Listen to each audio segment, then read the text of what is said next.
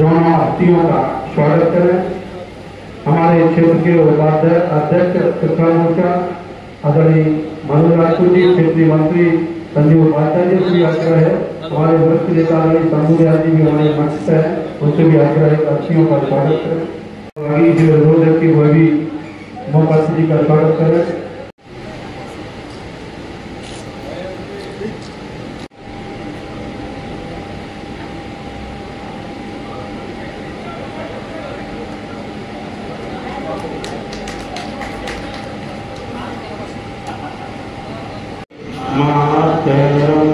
भारत माता की, भारत माता की।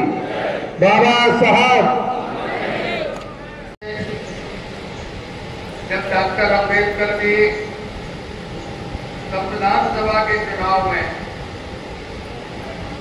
खड़े हुए तो कांग्रेस के विरोध के कारण उनको चुनाव हारना पड़ा। बॉम्बे के जो समय के मेयर थे पीटी करे, उनको कांग्रेस ने उनके खिलाफ खड़ा करके तब उस समय एक योगेंद्र नाथ मंडल करके बड़े एससी वर्ग के नेता थे, उन्होंने डॉक्टर अम्बेडकर जी को पश्चिम बंगाल से संविधान सभा बनाने का प्रयास किया, लेकिन पंडित नेहरू ने उनकी कॉन्स्टिट्यूंसी के कुछ बहुत बड़े हिस्से को, जो कि मुस्लिम माहौल वाला भी नहीं था, उसको पाकिस्तान को इसलिए दे दिया कि डॉक्टर अम्बेडकर जी वहां से संविधान सभा के सदस्य न बन सके। बॉम्बे से डॉक्टर साहब ने जब संविधान सभा में जाने का प्रयास किया तो कांग्रेस और कम्युनिस्ट दोनों ने मिलकर, उस समय कांग्रेस के बहुत बड़े नेता हुआ करते थे, जो बाद में बहुत लंबे समय तक केंद्र में मंत्री रहे, और कम्युनिस्ट पार्टी के एक नेता हुआ करते थे डाके साहब। इन दोनों लोगों ने मिलकर डॉक्टर अम्बेडकर का मार्ग रोका। आपने सलीम जी से भी सुने किस तरह से बाबा साहब को अपमानित करने के लिए 37 से लेकर के 1937 से लेकर के जनता पार्टी जब तक रहेगी तब तक बाबा साहब को अपमानित करने का पूछा करना चाह रहे हैं। मैं कुछ एक बिंदु आपके बीच में रखना चाहती हूँ। अभी पंजाब प्रदेश के चुनाव में कुछ तथाकथित संविधान की कापी को लेकर के लोकसभा में जिस तरह से जनता को गुमराह करने का प्रयास किया, कुचलना रचा, ये आपके सामने है।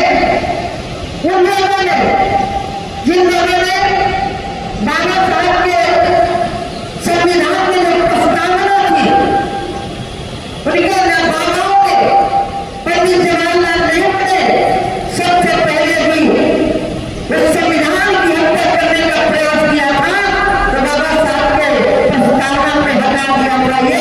और एक बात निवेदन करना चाहती हूँ, उस पूरे संविधान की जो आत्मा थी उसको हटाने का कोशिश करना चाहिए। इसमें बताना चाहिए, जनता के बीच में आवाज आनी चाहिए। भारतीय जनता पार्टी ने उनको चेहरों पर नकाब करने के लिए, उनके बनावटी चेहरे को जनता के बीच में रखने के लिए गोष्ठियां आयोजित की हैं। आपने देखा था ना, अभी पार्लियामेंट में राहुल गांधी संविधान की कॉपी लेकर के शपथ ले रहे थे।